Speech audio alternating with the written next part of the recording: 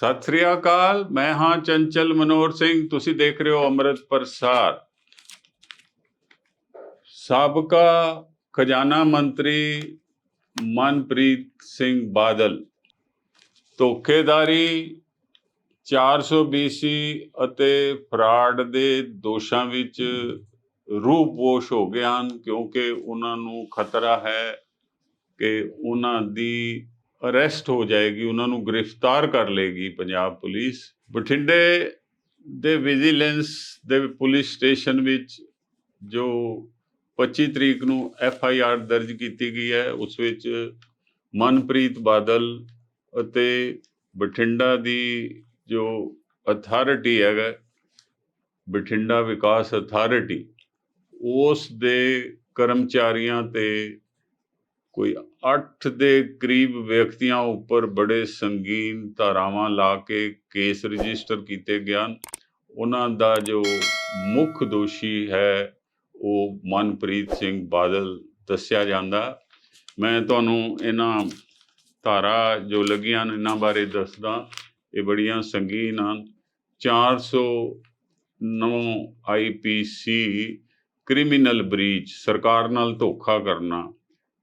IPC 467 ਵੀ fraud ਨਾਲ, ਫੌਰਜਰੀ ਨਾਲ ਸੰਬੰਧਿਤ ਹੈ। IPC 468 ਤੇ 471 ਕਿ ਇਲੈਕਟ੍ਰੋਨਿਕ ਫਰਾਡ ਕਰਨਾ, ਕਿਉਂਕਿ ਇਸ ਕੇਸ ਵਿੱਚ ਜੋ ਅਥਾਰਟੀ ਦੇ ਸੰਬੰਧ ਦਸਤਖਤ ਸੀ ਡਿਜੀਟਲ, ਉਹ ਉਸ ਦੀ ਆਗਿਆ ਤੋਂ ਬਿਨਾਂ ਹੀ ਅਪਲੋਡ ਕਰਕੇ ਤੇ ਫਰਾਡ ਕੀਤਾ ਗਿਆ।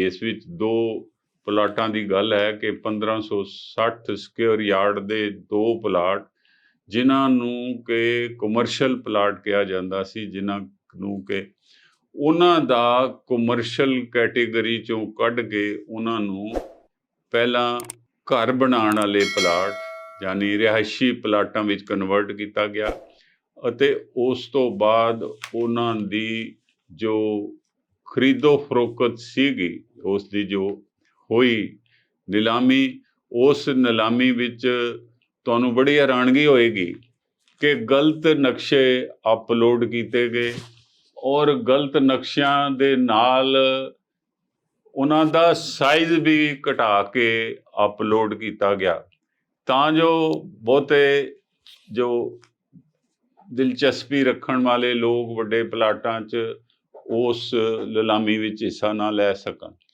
ਔਰ ਇਸ ਫਰਾਡ ਵਿੱਚ ਜੋ ਸਭ ਤੋਂ ਵੱਡੀ ਗੱਲ ਹੋਈ ਕਿ 2 ਸਧਾਰਨ ਵਿਅਕਤੀਆਂ ਨੇ ਇਹ ਫਰਾਡ ਖਰੀਦੇ, ਔਰ ਇਹ ਇੱਕੋ ਹੀ ਕੰਪਿਊਟਰ ਤੋਂ ਇਹਨਾਂ ਦਾ ਬੋਲੀ ਵਿੱਚ ਹਿੱਸਾ ਲਿਆ ਗਿਆ। ਅਤੇ ਇਹ ਜਦੋਂ ਇਹਨਾਂ ਦਾ ਜੋ ਬਿਆਨੇ ਦਾ ਜੋ ਇਹਨਾਂ ਨੇ ਪੈਸੇ ਦੇਣੇ ਸੀ, ਉਹ ਬਿਆਨੇ ਦੇ ਪੈਸਿਆਂ ਦਾ ਪਲਾਟਾਂ ਦੀ ਬੋਲੀ ਤੋਂ ਪਹਿਲੇ ਹੀ ਇਹਨਾਂ ਦੀ ਵੇਚ ਦਾ ਡਾਕੂਮੈਂਟ, ਯਾਨੀ ਇੱਕ ਡਾਕੂਮੈਂਟ ਮਨਪ੍ਰੀਤ ਬਾਦਲ ਦੇ ਨਾਂ ਉਹਨਾਂ ਨੇ ਪਹਿਲੇ ਹੀ ਸਾਈਨ ਕਰ ਦਿੱਤਾ ਅਤੇ ਉਹਦੇ ਤੋਂ ਬਿਆਨਾ ਲੈ ਲਿਆ। ਯਾਨੀ ਤੁਸੀਂ ਹੈਰਾਨ ਹੋਵੋਗੇ ਕਿ ਪਲਾਟਾਂ ਦੀ ਹਲੇ ਬੋਲੀ ਨਹੀਂ ਹੋਈ। ਬੋਲੀ ਹੋਈ ਨਹੀਂ ਤਾਂ ਉਹਨਾਂ ਪਲਾਟਾਂ ਦਾ ਬਿਆਨਾ ਜੋ ਸੰਭਾਵਿਕ ਖਰੀਦਦਾਰ ਹੋ ਸਕਦੇ ਹਨ, ਉਹਨਾਂ ਨਾਲ ਪਹਿਲੇ ਹੀ ਕਰਤਾ। ਤੇ ਉਹਨਾਂ ਨੂੰ ਜਿਹੜਾ ਬਿਆਨਾ ਮਨਪ੍ਰੀਤ ਬਾਦਲ ਨੇ ਦਿੱਤਾ, ਉਹਨਾਂ ਨੇ ਜਦੋਂ ਬਠਿੰਡੇ ਦੀ ਅਥਾਰਟੀ, ਹਾਊਸਿੰਗ ਅਥਾਰਟੀ ਤੋਂ ਇਹ ਪਲਾਟ ਨਜਾਇਜ਼ ਢੰਗ ਨਾਲ ਆਪਣੇ ਨਾਂ 'ਤੇ ਬੋਲੀ ਕਰਾ ਲਈ, ਤਾਂ ਉਹਦਾ ਬਿਆਨੇ ਦਾ ਪੈਸਾ ਉਹਨਾਂ ਨੇ, ਜੋ ਮਨਪ੍ਰੀਤ ਨੇ ਉਹਨਾਂ ਨੂੰ, ਬਾਦਲ ਨੇ ਜੋ ਬਿਆਨਾ ਦਿੱਤਾ ਸੀ, ਉਸ ਬਿਆਨੇ ਦੀ ਰਕਮ ਉਹਨਾਂ ਨੇ ਬਠਿੰਡਾ ਦੀ ਜੋ ਵਿਕਾਸ ਅਥਾਰਟੀ ਹੈ, ਡਿਵੈਲਪਮੈਂਟ ਅਥਾਰਟੀ ਹੈ, ਉਸ ਨੂੰ ਦੇ ਦਿੱਤਾ। ਹੁਣ ਇਹਦੇ ਵਿੱਚ ਜਿਹੜੀ ਪਿੱਛੇ ਜੋ ਇਹਦੇ ਖਲਨਾਇਕ ਸੀਗਾ, ਉਹ ਸਾਰਾ ਫਾਈਨਾਂਸ ਮਿਨਿਸਟਰ ਮਨਪ੍ਰੀਤ ਬਾਦਲ ਹੈ, ਕਿਉਂਕਿ ਉਹ ਫਾਈਨਾਂਸ ਮਿਨਿਸਟਰ ਸੀ। ਇਸ ਕਰਕੇ ਹਰ ਕੋਈ ਉਸ ਨੂੰ ਮਦਦ ਕਰ ਰਿਹਾ ਸੀ, ਅਸਿੱਧੇ ਢੰਗ ਨਾਲ ਜਾਂ ਅਸਿੱਧੇ ਢੰਗ ਨਾਲ, ਸਾਰੇ ਹੀ। ਔਰ ਉਹਦੇ ਵਿੱਚ ਜੋ ਸਭ ਤੋਂ ਵੱਡਾ ਜੋ ਫਰਾਡ ਹੋਇਆ ਕਿ ਬਠਿੰਡਾ ਹਾਊਸਿੰਗ ਅਥਾਰਟੀ ਦੀ ਜੋ ਤਤਕਾਲੀ ਪ੍ਰਬੰਧਕ ਹੈ ਬਲਵਿੰਦਰ ਕੌਰ, ਉਸ ਦੇ ਡਿਜੀਟਲ ਸਿਗਨੇਚਰ ਜੋ ਸਨ ਉਸ ਬੋਲੀ ਵਿੱਚ ਵਰਤੋਂ ਵਿੱਚ ਉਸ ਨੇ ਖੁਦ ਲਿਆਣੇ ਸੀ। ਉਸ ਦੇ ਡਿਜੀਟਲ ਸਿਗਨੇਚਰਾਂ ਦੀ ਵੀ ਫਰਾਡ ਕਰਕੇ ਵਰਤੋਂ ਕੀਤੀ ਗਈ, ਜਿਸ ਕਰਕੇ ਇਲੈਕਟ੍ਰੋਨਿਕ ਫਰਾਡ ਦੀ ਧਾਰਾ IPC 471 ਵਿੱਚ ਇਹ ਕੇਸ ਵਿੱਚ ਲਾਈ ਗਈ ਹੈ। ਇਹਦੇ ਵਿੱਚ 2 ਕਰਮਚਾਰੀ ਉਹਨਾਂ ਨੇ ਜੋ ਬਠਿੰਡਾ ਡਿਵੈਲਪਮੈਂਟ ਅਥਾਰਟੀ ਦੇ ਹਨ ਉਹਨਾਂ ਨੂੰ ਅਰੈਸਟ ਕਰ ਲਿਆ ਅਤੇ ਬਾਕੀਆਂ ਦੇ ਅਰੈਸਟ ਹੋਣ ਦੀ ਸੰਭਾਵਨਾ ਹੈ। ਸੋ ਉੱਥੋਂ ਦੀ ਜਿਹੜੀ ਬਲਵਿੰਦਰ ਕੌਰ ਹੈ ਉਸਨੇ ਤਾਂ ਬੜੀ ਸਪਸ਼ਟ ਵਿਜੀਲੈਂਸ ਨੂੰ ਆਪਣੀ ਸਟੇਟਮੈਂਟ ਰਿਕਾਰਡ ਕਰਾਈ, ਜਿਸ ਵਿੱਚ ਉਸਨੇ ਇਹ ਕਿਹਾ ਕਿ ਮੈਂ ਤਾਂ ਇਹ ਦਸਤਖਤ ਕੀਤੇ ਹੀ ਨਹੀਂ, ਇਹ ਤਾਂ ਮੇਰੇ ਦਸਤਖਤਾਂ ਨਾਲ ਇਹਨਾਂ ਨੇ ਖਿਲਵਾੜ ਕੀਤਾ। ਔਰ ਇਸ ਸਾਰੀ ਜੋ ਬੋਲੀ ਹੋਈ ਹੈ ਇਹਦੇ ਵਿੱਚ ਜਿਹੜਾ ਸਭ ਤੋਂ ਵੱਡਾ ਫਰਾਡ ਹੈ ਉਹ ਇਹ ਹੈ ਕਿ ਇਸ ਨੂੰ 221 ਵਿੱਚ 2021 ਸਨ ਵਿੱਚ ਵੇਚਿਆ ਜਾ ਰਿਹਾ ਔਰ ਇਹਦਾ ਜੋ ਰੇਟ ਲਗਾਇਆ ਗਿਆ ਜੋ 2018 ਵਿੱਚ ਰੇਟ ਸੀ, ਬਠਿੰਡੇ ਸ਼ਹਿਰ ਜਿਹੜਾ ਉੱਥੋਂ ਦਾ TV ਟਾਵਰ ਹੈ ਉਸ ਦੇ ਨੇੜੇ ਇਹ 2 ਵੱਡੇ ਪਲਾਟ ਹਨ, ਉਸ ਰੇਟ ਉੱਪਰ ਇਹਨਾਂ ਨੇ ਖਰੀਦੇ ਤੇ ਖਰੀਦ ਕੇ ਮਨਪ੍ਰੀਤ ਬਾਦਲ ਨੂੰ ਵੇਚ ਦਿੱਤੇ। ਸੋ ਇਹਦੇ ਨਾਲ ਜਿਹੜੀ ਬਠਿੰਡਾ ਵਿਕਾਸ ਅਥਾਰਟੀ ਹੈ ਉਸ ਨੂੰ ਕੋਈ ਦੱਸਿਆ ਜਾਂਦਾ ਹੈ ਕਿ 67-68 ਲੱਖ ਰੁਪਏ ਦਾ 2 ਪਲਾਟਾਂ 'ਚ ਘਾਟਾ ਪਿਆ। ਔਰ ਇਸ ਸਾਰੇ ਜੋ ਇਹ ਕੇਸ ਹੈ ਇਹਦੇ ਵਿੱਚ ਇਤਨੀਆਂ ਖਾਮੀਆਂ ਹਨ ਕਿ ਇਹ ਇੱਕ ਅਜਿਹਾ ਫਰਾਡ ਹੈ ਜਿਸ ਨੂੰ ਲੁਕਾਉਣ ਲਈ ਮਨਪ੍ਰੀਤ ਬਾਦਲ ਨੇ ਬੜੇ ਅਜੀਬ ਕਿਸਮ ਦੇ ਆਪਣੇ ਬਿਆਨ ਜੋ ਪ੍ਰੈਸ ਨੂੰ ਵੀ ਦਿੱਤੇ, ਪ੍ਰੈਸ ਕਾਨਫਰੰਸ ਵੀ ਕੀਤੇ ਔਰ ਉਹਨੇ ਇਹ ਦੱਸਿਆ ਕਿ ਮੈਂ ਤਾਂ ਟੋਲ ਟੈਕਸ ਵੀ ਦਿੰਦਾ ਔਰ ਮੈਂ ਆਪਣੀ ਗੱਡੀ 'ਚ ਚੱਲਦਾ ਔਰ ਮੈਂ ਕਦੀ ਵੀ ਜਦੋਂ ਸਰਕਾਰੀ ਕੰਮ 'ਤੇ ਜਾਂਦਾ ਦੂਸਰੇ ਸ਼ਹਿਰਾਂ 'ਚ ਦਿੱਲੀ ਜਾਂ ਹੋਰ ਤੋ ਜਿਹੜਾ 5 ਸਟਾਰ ਹੋਟਲਾਂ ਜਾਂ 5 ਤਾਰਾ ਹੋਟਲਾਂ ਠਹਿਰਦਾ ਉਹਦੀ ਪੇਮੈਂਟ ਵੀ ਮੈਂ ਖੁਦ ਕਰਦਾ। ਇਸ ਪ੍ਰਕਾਰ ਉਸ ਨੇ ਆਪਣੀ ਇਮਾਨਦਾਰੀ ਦਾ ਜਿਹੜਾ ਇੱਕ ਕੈਮਾਫਲਾਜ ਕਰਨ ਦੀ ਕੀਤੀ, ਇਸ ਨੂੰ ਉਸ ਦੇ ਹੇਠਾਂ ਲਿਖਾਉਣ ਦੀ ਕੋਸ਼ਿਸ਼ ਕੀਤੀ ਕਿ ਉਹ ਬੜੇ ਇਮਾਨਦਾਰ ਮੰਤਰੀ ਹਨ, ਪਰ ਇਹ ਸਾਰਾ ਕੁਝ ਲੁਕਿਆ ਨਹੀਂ ਰਿਹਾ ਕਿਉਂਕਿ ਵਿਜੀਲੈਂਸ ਨੇ ਇਹ ਇਨਕੁਆਇਰੀ ਜਿਹੜੀ ਹੈ ਬੜੇ ਅਜਿਹੇ ਢੰਗ ਨਾਲ ਕੀਤੀ ਹੈ ਕਿ ਜਿਸ ਵਿੱਚ ਕਾਫੀ ਜੋ ਹੱਦ ਤੱਕ ਜਿਹੜੇ ਡਾਕੂਮੈਂਟ ਹਨ ਉਹ ਸਾਰੇ ਇਹਨਾਂ 2 ਪਲਾਟਾਂ ਦੀ ਖਰੀਦ ਤੇ ਫਰਾਡ ਦੇ ਜਿਹੜੇ ਨਾਲ ਸੰਬੰਧਿਤ ਉਹ ਵਿਜੀਲੈਂਸ ਦੇ ਹੱਥ ਆ ਗਏ ਹਨ। ਔਰ ਇਹਦੇ ਸਭ ਤੋਂ ਵੱਡਾ ਫਰਾਡ ਤਾਂ ਇਹ ਹੈ ਕਿ ਬਲਵਿੰਦਰ ਕੌਰ ਜੋ ਤਤਕਾਲ ਪ੍ਰਬੰਧਕ ਹਨ, ਯਾਨੀ ਕਿ ਐਡਮਿਨਿਸਟ੍ਰੇਟਰ ਦੇ ਦਸਤਖਤ ਵੀ ਮੁਲਾਜ਼ਮਾਂ ਨੇ ਆਪਣੀ ਮਰਜ਼ੀ ਨਾਲ ਕਰ ਲਏ।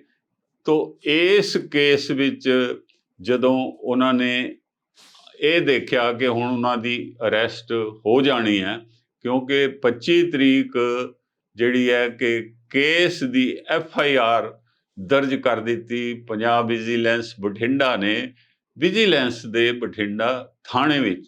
ਇਸ ਤੋਂ ਬਾਅਦ ਜੋ ਮਨਪ੍ਰੀਤ ਬਾਦਲ ਹਨ ਉਹ ਰੂਪੋਸ਼ ਹੋ ਗਏ। ਉਹਨਾਂ ਨੇ ਪਹਿਲੇ ਆਪਣੀ ਜੋ ਪ੍ਰੀ ਅਰੈਸਟ ਬੇਲ ਲਗਾਈ ਹੋਈ ਸੀ ਉਸ ਦਾ ਉਹਨਾਂ ਨੇ 4 ਦਿਨ ਬਾਅਦ ਕੇਸ ਵਾਪਸ ਲੈ ਲਈ, ਆਪਣੀ ਬੇਲ ਦੀ ਐਪਲੀਕੇਸ਼ਨ, ਇਸ ਕਰਕੇ ਕਿਉਂਕਿ FIR ਦਰਜ ਹੋ ਗਈ। FIR ਵਿੱਚ ਉਹਨਾਂ ਦਾ ਨਾਂ ਨਾਮਜ਼ਦ ਹੋ ਗਿਆ, ਬਾਈ ਨੇਮ FIR ਹੈ ਔਰ ਫਰਾਡ ਕਰਨ ਵਾਲੇ ਜਿਹੜੇ 2 ਅਫਸਰ ਹੈ ਉਹ ਫੜੇ ਗਏ, ਮੁਲਾਜ਼ਮ ਫੜੇ ਗਏ ਅਤੇ ਬਾਕੀਆਂ ਨੂੰ ਵੀ ਫੜਨ ਲਈ ਵਿਜੀਲੈਂਸ ਜੋ ਹੈ ਉਹ ਆਪਣੀ ਕਾਰਵਾਈ ਜਿਹੜੀ ਹੈ ਉਹ ਕਰ ਰਿਹਾ ਹੈ। ਇੱਥੇ ਮੈਂ ਇਹ ਦੱਸਣਾ ਚਾਹੁੰਦਾ ਹਾਂ ਕਿ ਸਾਬਕਾ ਮੰਤਰੀ ਕੈਪਟਨ ਅਮਰਿੰਦਰ ਸਿੰਘ ਜੋ ਬੜਾ ਆਪਣੇ ਆਪ ਨੂੰ ਇਮਾਨਦਾਰ ਦੱਸਦੇ ਹਨ, ਇਹ ਉਹਨਾਂ ਦੀ ਕੈਬਨਿਟ ਦਾ 8ਵਾਂ ਮੰਤਰੀ ਹੈ ਜਿਸ ਉੱਪਰ ਫਰਾਡ ਦੇ ਸੰਗੀਨ ਦੋਸ਼ ਲੱਗੇ ਹਨ ਅਤੇ ਉਸ ਦੀ ਅਰੈਸਟ ਹੋਣ ਦੀ ਸੰਭਾਵਨਾ ਹੈ। ਇਸ ਤੋਂ ਇਹ ਪਤਾ ਲੱਗਦਾ ਹੈ ਕਿ ਕੈਪਟਨ ਅਮਰਿੰਦਰ ਸਿੰਘ ਨੇ ਸਭ ਤੋਂ ਜਿਹੜੀ ਕਰਪਟ ਸਰਕਾਰ ਸੀ ਉਸਨੇ ਲੀਡ ਕੀਤਾ ਹੋਇਆ ਸੀ। ਔਰ ਮਨਪ੍ਰੀਤ ਬਾਦਲ, ਜਿਸ ਨੂੰ ਕਿ ਕੈਪਟਨ ਅਮਰਿੰਦਰ ਸਿੰਘ ਨੇ ਖਜ਼ਾਨਾ ਮਹਿਕਮਾ ਦਿੱਤਾ ਸੀ, ਅਤੇ ਬਾਦਲ ਕਾਫੀ ਨਜ਼ਦੀਕ ਸਨ ਕੈਪਟਨ ਅਮਰਿੰਦਰ ਸਿੰਘ ਦੇ। ਸੋ ਪੁਲਿਸ ਨੇ ਕੱਲ ਜੋ ਛਾਪੇ ਮਾਰੇ ਉਹ ਮਨਪ੍ਰੀਤ ਬਾਦਲ ਦੇ ਜੱਦੀ ਪਿੰਡ ਵਾਲੇ ਘਰ 'ਚ, ਯਾਨੀ ਕਿ ਬਾਦਲ ਦੇ ਉੱਥੇ ਮਾਰੇ, ਚੰਡੀਗੜ੍ਹ 'ਚ ਵੀ ਮਾਰੇ, ਔਰ ਉਹਨਾਂ ਦੀਆਂ ਹੋਰ ਜੋ ਲੁਕਵੀਆਂ ਥਾਵਾਂ ਦਾ ਉਹਨਾਂ ਨੂੰ ਪਤਾ ਸੀ ਉਹ ਉਹਨਾਂ ਨੇ ਮਾਰਿਆ। ਔਰ ਕੋਰਟ ਨੇ ਉਹਨਾਂ ਦਾ ਲੁੱਕ ਆਊਟ ਸਰਕੂਲਰ ਵੀ ਇਸ਼ੂ ਕਰ ਦਿੱਤਾ ਹੈ ਤਾਂ ਜੋ ਦੇਸ਼ 'ਚੋਂ ਭੱਜ ਨਾ ਜਾਣ। ਸੋ ਵਿਜੀਲੈਂਸ ਇਸ 'ਚ ਪੂਰੀ ਤਿਆਰੀ 'ਚ ਹੈ ਕਿ ਉਸ ਨੂੰ ਜਲਦੀ ਤੋਂ ਜਲਦੀ ਅਰੈਸਟ ਕਰੇ। ਔਰ ਮਨਪ੍ਰੀਤ ਬਾਦਲ ਨੇ ਚਾਹੇ ਬੀਜੇਪੀ ਵੀ ਜੁਆਇਨ ਕਰ ਲਈ ਤਾਂ ਵੀ ਉਹਨਾਂ ਦਾ ਜੋ ਇਸ ਪ੍ਰਕਾਰ ਕਰਪਸ਼ਨ ਦੇ ਕੇਸਾਂ ਦੇ ਘੇਰੇ ਵਿੱਚੋਂ ਨਿਕਲਣਾ ਉਹਨਾਂ ਲਈ ਫਿਰ ਬਹੁਤ ਮੁਸ਼ਕਲ ਰਿਹਾ, ਅਤੇ ਉਹਨਾਂ ਦੇ ਕਿਉਂਕਿ ਹੁਣ ਕੇਸ ਰਜਿਸਟਰ ਹੋ ਗਿਆ। ਔਰ ਮੈਂ ਇੱਥੇ ਥੋੜ੍ਹਾ ਜਿਹਾ ਬਰੀਫ ਜਿਹਾ ਦੱਸਣਾ ਚਾਹੁੰਦਾ ਕਿ ਮਨਪ੍ਰੀਤ ਬਾਦਲ ਦੀ ਕੋਈ ਆਰਥਿਕ ਜਾਂ ਸਿਆਸੀ ਵਿਚਾਰਧਾਰਾ ਨਹੀਂ ਹੈ। ਇਹ ਅਕਾਲੀ ਦਲ ਬਾਦਲ ਦਾ ਭਤੀਜਾ ਹੋਣ ਕਰਕੇ ਔਰ ਇਸ ਨੂੰ ਪਹਿਲੀ ਵਾਰੀ ਫਾਈਨਾਂਸ ਮਿਨਿਸਟਰ ਬਣਾਇਆ ਗਿਆ। ਉਸ ਤੋਂ ਬਾਅਦ ਇਹਨਾਂ ਦੀ ਅਣਬਣ ਹੋ ਗਈ ਕਿਉਂਕਿ ਪ੍ਰਕਾਸ਼ ਸਿੰਘ ਬਾਦਲ ਆਪਣੇ ਬੇਟੇ ਸੁਖਬੀਰ ਬਾਦਲ ਨੂੰ ਅੱਗੇ ਲਿਆਉਣਾ ਚਾਹੁੰਦੇ ਸੀ, ਅਤੇ ਸੁਖਬੀਰ ਬਾਦਲ ਤੋਂ ਉਹਨਾਂ ਨੂੰ ਮਨਪ੍ਰੀਤ ਬਾਦਲ ਸਿਆਸੀ ਤੌਰ 'ਤੇ ਜ਼ਿਆਦਾ ਤਿੱਖਾ ਅਤੇ ਸਮਾਰਟ ਲੱਗਦਾ ਸੀ। ਸੋ ਉਹਨਾਂ ਨੇ ਇਸ ਨੂੰ ਖੁੱਡੇ ਲਾਉਣ ਲਈ ਥੋੜ੍ਹਾ ਪਿੱਛੇ ਕਰਨਾ ਸ਼ੁਰੂ ਕੀਤਾ। ਅਣਬਣ ਹੋ ਗਈ, ਪਾਰਟੀ ਛੱਡ ਗਏ। ਫਿਰ ਉਹਨਾਂ ਨੇ ਇੱਕ ਆਪਣੀ ਪਾਰਟੀ ਬਣਾ ਲਈ, ਪੀਪਲਜ਼ ਪਾਰਟੀ ਆਫ ਪੰਜਾਬ। ਉਹਦੇ ਵਿੱਚ ਭਗਵੰਤ ਮਾਨ ਜੀ ਵੀ ਇਹਨਾਂ ਦੇ ਨਾਲ ਸੀਗੇ ਜੋ ਹੁਣ ਮੁੱਖ ਮੰਤਰੀ ਹਨ ਪੰਜਾਬ ਦੇ, ਅਤੇ ਉਹ ਪੀਪਲਜ਼ ਪਾਰਟੀ ਵੀ ਥੋੜ੍ਹੇ ਦਿਨਾਂ ਬਾਅਦ ਜਿਹੜੀ ਹੈ ਉਹ ਟੁੱਟ ਭੱਜ ਗਈ। ਉਹਦੇ ਸਾਰੇ ਮੈਂਬਰ ਹੀ ਭੱਜ ਗਏ, ਉਹ ਪਾਰਟੀ ਚੱਲ ਨਾ ਸਕੀ।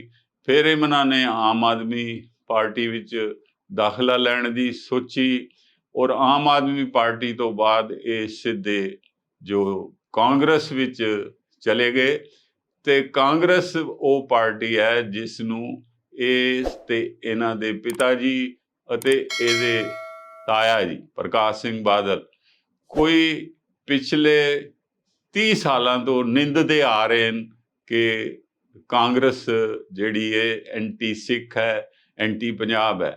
ਸੋ ਜੇਕਰ ਇਹਦੀ ਵਿਚਾਰਧਾਰਾ ਹੁੰਦੀ ਤੇ ਖੈਰ ਇਹ ਸੋਚਦੇ, ਇਹਨਾਂ ਨੇ ਕੁਛ ਨਹੀਂ ਸੋਚਿਆ, ਇਹਨਾਂ ਨੇ ਕਾਂਗਰਸ ਜੁਆਇਨ ਕਰ ਲਈ।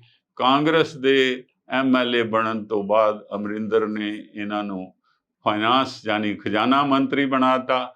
ਜਦੋਂ ਅਮਰਿੰਦਰ ਦੀ ਸਰਕਾਰ ਖਤਮ ਹੋ ਗਈ, ਉਸ ਦੀ ਪਾਰਟੀ ਨੇ ਉਹਦੀ ਧੋਖੇਦਾਰੀ ਕਰਕੇ ਕਿ ਉਹ BJP ਦੀ ਕਹਿਣ 'ਤੇ ਸਾਰੀ ਪੰਜਾਬ ਦੀ ਸਿਆਸਤ ਕਰ ਰਿਹਾ ਹੈ, ਤਾਂ ਉਸ ਤੋਂ ਬਾਅਦ ਜਦੋਂ ਇਲੈਕਸ਼ਨਾਂ ਹੋਈਆਂ ਉਹਦੇ ਵਿੱਚ ਕਾਂਗਰਸ ਦੀ ਟਿਕਟ 'ਤੇ ਬਠਿੰਡੇ ਤੋਂ ਬੜੀ ਬੁਰੀ ਤਰ੍ਹਾਂ ਹਾਰ ਗਿਆ। ਫਿਰ ਇਹ ਵਿਦੇਸ਼ਾਂ 'ਚ ਚਲਾ ਗਿਆ।